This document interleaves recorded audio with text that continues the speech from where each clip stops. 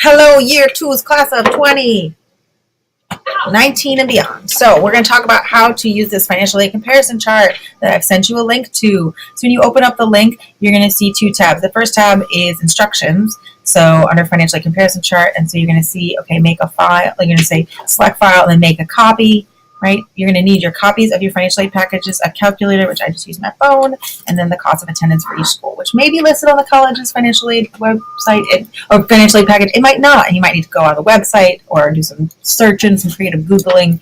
They may get a little hard to find sometimes. Then you're going to select file and then make a copy. And then don't enter numbers in this unless you've made it saved to copy, because otherwise everybody's going to see your numbers. Everyone I share this document will see your numbers if you do that, and it will ruin the whole thing for people. So please don't be that kid. So you're going to select file and then select make a copy, right? I'm not going to do that right now because I've already made a copy, but that's what you're going to do. So now you've already made a copy, and then this is my copy. So I'm going to collect, I'm Lenny the student, right? That's mine. And I'm going to maybe name it Lenny's copy. Oh, Lenny, right? Okay, so now I've already got some stuff input here. So we've got the school types, the SUNY, CUNY, private, or out of state. So I'm going to do two colleges, one SUNY, one private, out of state. And so I've already put in the tuition here. And let's say this is SUNY Geneseo, okay? And then this is going to be, I don't know, Clark University. So then I'm going to input tuition as $8,055, and for Geneseo on the financial aid package, let's say they list tuition and fees together. So I'm just going to put 0 for fees, even so that's included in the $8,055. Housing and meals, let's say that is, I'm giving round numbers, like $14,000.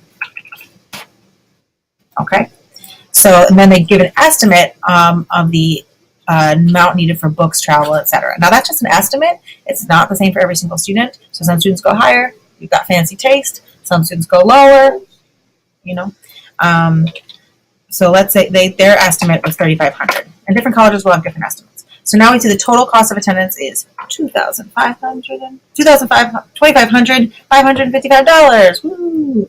Now let's see what they gave you. Okay, in the TAP grant, you notice that they gave you $5,100, right? Some of you may not be eligible for the TAP grant, so this would be a nothing on your package. Let's say you see that they gave you a full Pell Grant, 61095. That's the full amount. Oh no, that's not. Oh no, we put in a wrong number. It's $61,000. Whoa, looks like you're getting back $44,000. You're not. $6,195. That's a full Pell Grant from the federal government. SEOG, that's an extra pot of money that sometimes, particularly private colleges, will give out to students who have a financial need. But in the case of SUNY Geneseo, again, we need nothing on that. Opportunity Program Grant, that's like if you were accepted to like something like Bard Eco or an HEOP program or something like that. In this case, the student was not, so I'm not going to put that. But I also had a tuition credit on there for like $2,100. I don't know what a tuition credit is. No, a tuition credit is something that the state government gives you to help subsidize the cost of tuition at state schools for in-state students.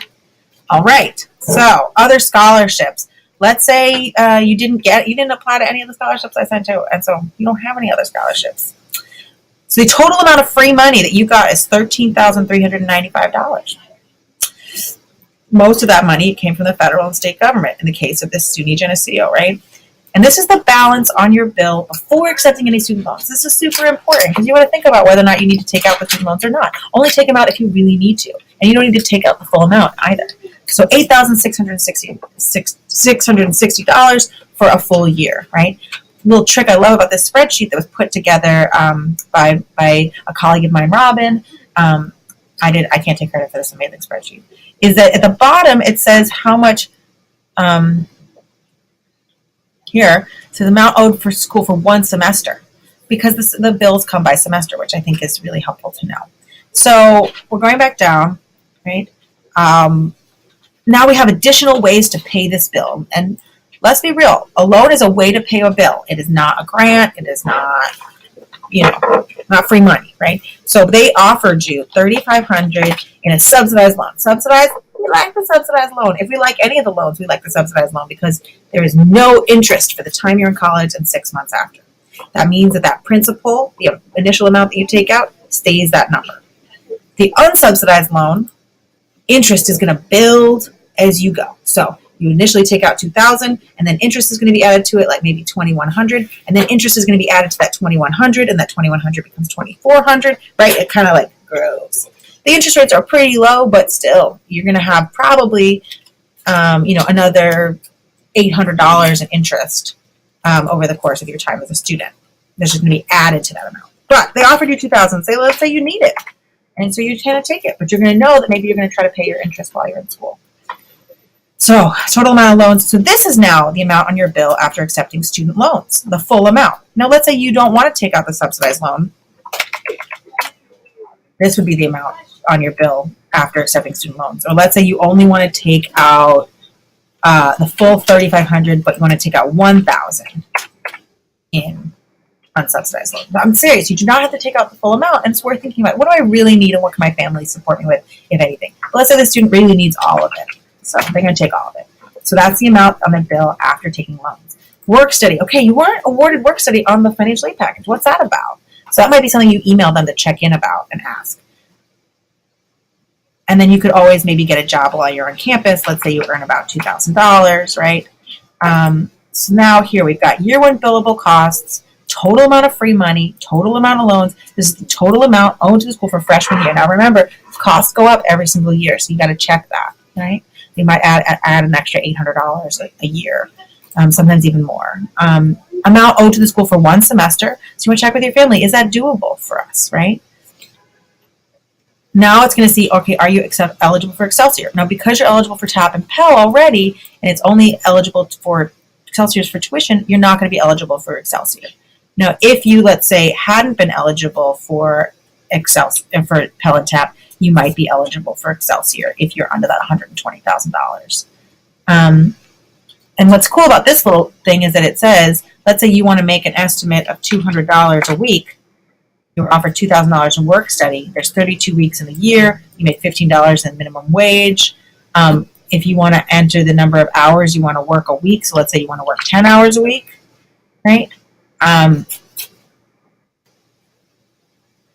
Your work study is going to run out after 10 weeks. So that's something to think about. So then I'm going to go and I'm going to put in for another university, and I'm going to compare, right? So this is where it really gets helpful to see apples to apples. So actually, I'm not going to put in Clark, but I want you to think about how to use this tool, and I'm going to send you all the link. And it's really, really helpful. So take advantage of it. You might think you understand the numbers, but until you really see them like this, you may not. Also, come into the CTO office, and I can help you with this stuff. Remember, knowledge is power. You want to be a smart consumer because the system is out to get you, so you need to get it back and finesse the system as best you can. And I will see y'all tomorrow at the Financial Aid Part 2 workshop.